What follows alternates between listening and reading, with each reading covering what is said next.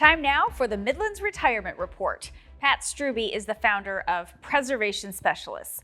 Now, Pat, I know you get this question a lot from a lot of people. Have I saved enough to retire? But how do you help people find out, especially when you think about all these different pressures and concerns like inflation in the future?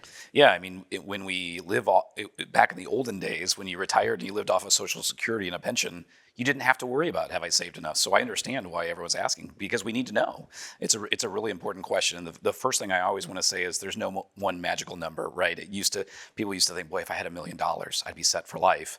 And of course, it depends. It depends on what type of retirement you want. And so that's why one of the fun things about when we start working with a client is we get to ask them what they want to do in retirement. And part of the reason we want to do that is to figure out, of course, what it's going to cost. So we need to figure out what type of expenses you're going to need to cover in retirement. And then what we want to do is we think the most important thing to a successful retirement is building a written retirement income plan. And of course, we think that's a great thing to do, to find a trusted advisor to help you build that. And you have some great resources to help us learn a little bit about all those different areas of retirement planning. That's right. And we've created something called a retirement rescue kit that we'd love to get out to all of our viewers.